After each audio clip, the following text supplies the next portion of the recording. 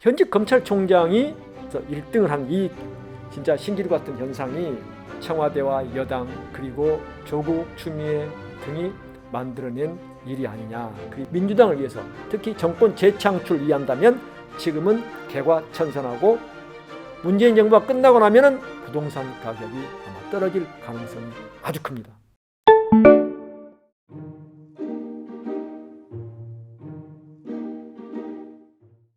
(24.7%다) 그리고 이낙연 민주당 대표와 이재명 경기지사를 이미 추월했거든요. 그에 따라서 지금 국민의힘이 됐든 민주당이 됐든 셈법이 아주 복잡합니다.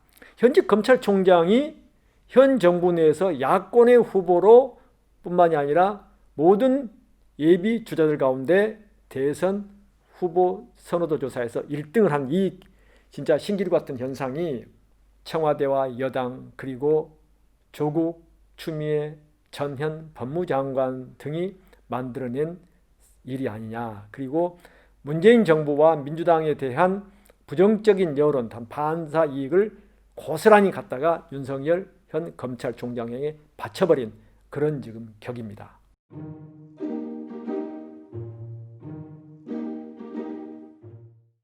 윤석열 검찰총장의 대선 후보 선호도 1위라는 것은 뭘 의미하느냐? 현 정권의 경종이에요. 그리고 정치 불신, 그리고 정치인들에 대해서 정신 차리라는 사실 채찍질을 한 것이라고 보는 게 저는 가장 현명하다고 봅니다. 그걸 받아들이지 못하면 우리는 이상한 나라 앨리스에 살고 있는 거나 마찬가지입니다. 윤석열 검찰총장의 이 기현상이 신기일 가능성이 있다는 전제 하에 우리 국가적인 에너지 그리고 차기 지도자 선출 과정에서의 또 다른 패착을 둘 가능성이 사실 큽니다. 그래서 이러한 사태 일은 속히 진정되는 게 마땅하다라고 이렇게 말할 수 있습니다.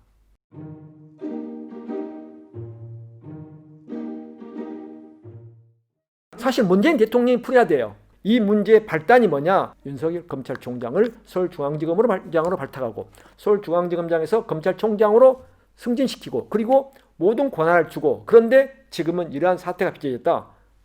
결자이기 차원에서 문 대통령이 이제는 윤석열 검찰총장의 사표를 받거나 아니면 퇴진시켜야 된다. 과감하게 얘기할 수밖에 없어요. 대통령이 이 말을 귀찮게 여길지라도 더 끌면 끌수록 심하게만 하면 여권은 더욱더 어려워질 겁니다. 우리가 시체만 올 때 망해가는 거예요.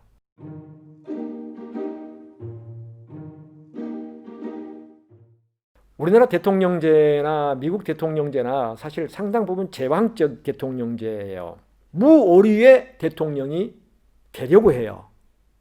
대통령 사과를 잘 안 하잖아요. 그리고 그 청와대 참모들 그리고 180석이 가까운 이 거대 슈퍼 여당이 민주당이 대통령을 무오류의 분으로 만들려고 해요. 그러니까 계속해서 윤석열 검찰총장 같은 대선 후보군 선호도 1위가 나오는 거예요.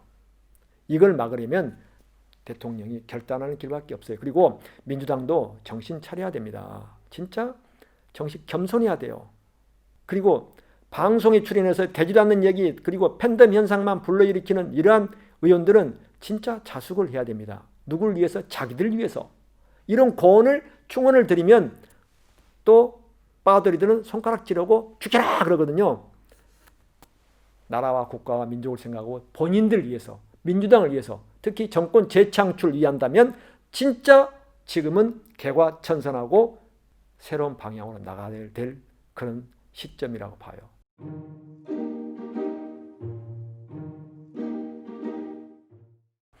윤석열 검찰총장에게는 이제 본인이 원튼 원치 않든 정치인이 돼버렸어요.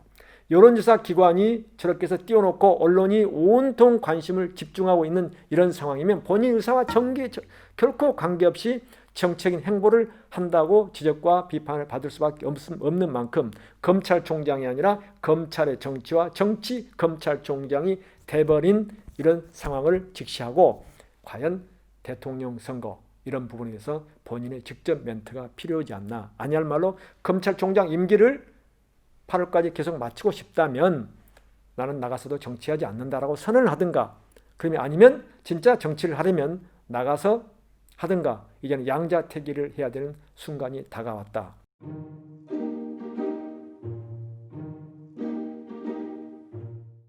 윤석열 검찰총장이 지지율이 1위를 하고 앞으로도 당분간 계속 1위를 한다손 치더라도 대통령이 될 가능성은 사실 아주 희박하다고 봅니다. 국민의힘도 윤석열 검찰총장을 물론 충청권 의원들은 강력히 선호하지만 영입해서 윤석열 검찰총장을 야당의 대선 후보로 단일화한다. 이건 어렵습니다. 그리고 그걸 민주당은 노리고 있을 수 있어요. 그리고 본인의 정치 세력이 없이는 대통령은 할 수가 없습니다. 그리고 180석의 여당이에요. 정권을 운영도 못합니다. 그래서 그건 국가의 불행이에요. 정의하고 싶으면 나가서 2024년쯤에 총선거에 출마해서 2027년을 노려서 하는 게 저는 바람직하다고 봐요. 또 그게 그분이 정치로 가야 한다면 그게 정치 노정이 될 것이다. 이렇게 전망해 볼 수 있습니다.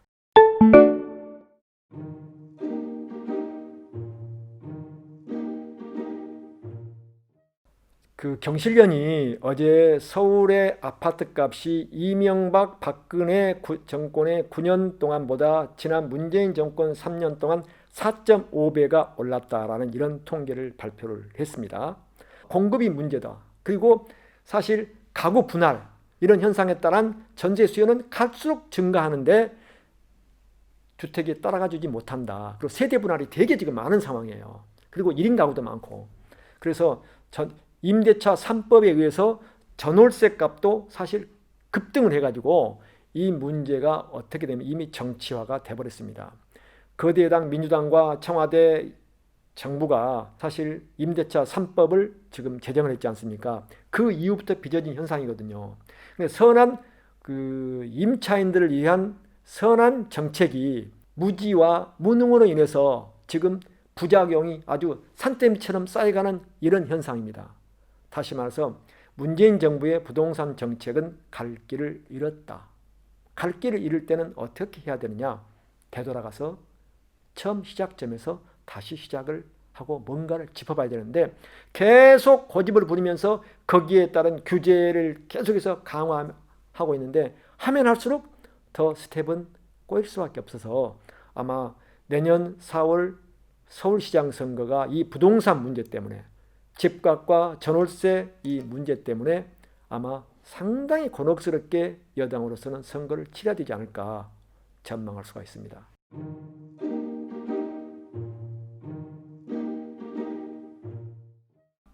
저는 문재인 정부에서는 안 잡힌다고 봐요. 대한민국의 부자들의 거의 대다수가 부동산 투기를 통해서 땅 투기를 통해서 부자가 됐다고 생각하면 됩니다.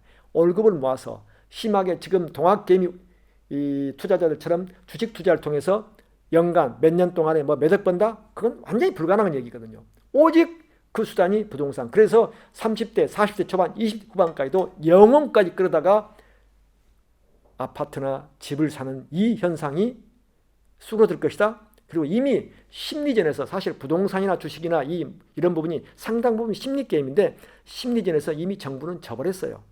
그래서 저는 문재인 정부 기간 동안은 그래서 못 이긴다.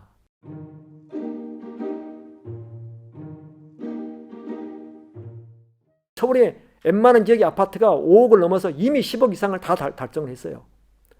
근데 이런 현상들 속에서 어떻게 더 나아가서 지금의 젊은이들 20대 30대 초반들이 집을 못 사요. 다시 말해서 청와대 청원까지 했단 말이에요. 부동산 때문에 서울의 집값이 너무 올라서 결혼을 할 수 없다. 결혼 포기야. 그래서 이들을 살리기 위해서라도 지금 집값의 절반 정도는 더 떨어져도 돼요. 사실 집이란 게 2억짜리도 있고 3억짜리도 있고 5억짜리도 있고 10억짜리도 있고 20억짜리도 있고 30억짜리도 있는 게 집인데 이 지금 현 정부의 부동산 정책은 거의 균일화시키려고 그러는 것 같아요. 월세 전환한다는데 강남의 도곡동 지역에서는 월세가 300만 원 밑으로는 없대요. 이런 나라가 정상인 나라입니까? 제가 볼 때는 비정상인 나라예요. 그래 놓고도 계속해서 고집을 해요. 만약에 문재인 정부가 끝나고 나면은 부동산 가격이 아마 떨어질 가능성이 아주 큽니다. 왜냐? 규제보다는 풀 거니까.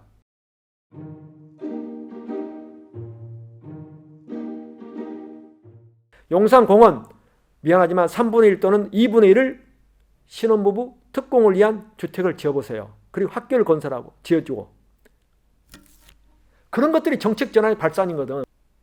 송현동 대한항공 부지 정부가 사서 한 5천억 된다거나 정부가 사서 사실 임대주택을 지어요. 청와대 옆에 얼마나 공기도 좋은 곳이에요. 거기 꼭 공원 하나 만들 필요가 있어요? 공원 하나가 중요한 게 아니라 대한민국은 청년들에게 주택을 신혼부부들에게 주택을 제공해서 애를 많이 낳고 좀 더 안락하고 편안하게 살아라고 해주는 게 이들에 대한 최고의 복지라고 생각해요. 일자리와 함께.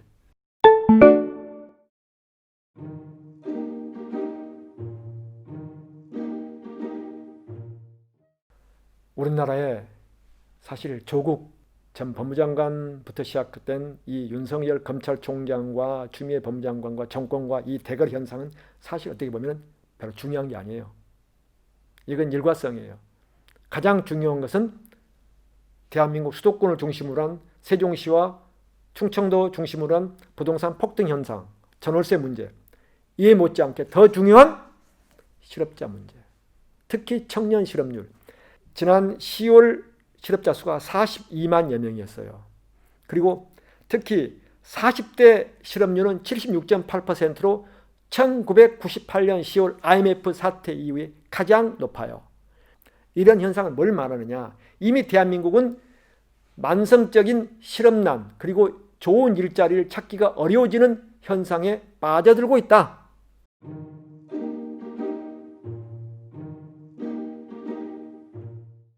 이것도 원점에서 다시 시작했나 봐요. 물론 코로나 등으로 인해서 그리고 산업 재편을 통해서 사실 4차 산업혁명이 도래한 만큼 그로 인해서 기존의 일자리가 제조업 같은 일자리가 계속해서 줄어들 수밖에 없는데 우리나라만이라도 그런 범세계적인 경제 조류 현상에 내맡길 것이 아니라 좋은 일자리를 계속해서 만들기 위한 그리고 붙잡기 위한 제도적 그리고 정치, 경제, 사회 대타협을 이루어야 되는데 계속해서 내맡겨 두는 거예요. 그리고 정부는 정부의 예산 가지고 그런 다시 말해 적자 국채를 발행해서 재정 적자를 통해서 일자리를 단기적인 일자리를 만들어서 수치 노름을 하려고 하는 이런 현상을 끝내야 돼요. 이제는 적나라하게 얘기하고 그리고 이 실업률 현상은 범세계적인 현상이고 한국은 그래도 실업률은 낮지만 한국 같은 상황 속에서 실업자들이 많은 것은 그야말로 사회 안전망이 아주 극히 부실한 문제거든요. 그래서 일자리가 최고의 복지라는 차원에서 다시 세팅할 필요가 있어요. 그리고 참 원점에서 재검토해서 다시 정책을 추진하려면 참 그런데 저는 청와대가 그만 개입했으면 좋겠어요. 일부 경제부처를 새롭게 팀을 구성할 필요가 있지 않나. 그리고 새로운 팀에게 정권을 줘서 다시 문제를 새롭게 시작해라라고 권한을 주는 것도 좋은 방안이라고 봅니다. 오늘 노컷카톡은 현안을 묻고 답하다였습니다. 노컷카톡 많이 애청해 주시면 그만큼 얻는 지식과 여론 형성에 많은 도움을 줄 것이라고 저는 믿습니다. 감사합니다. 오늘도 평안하십시오.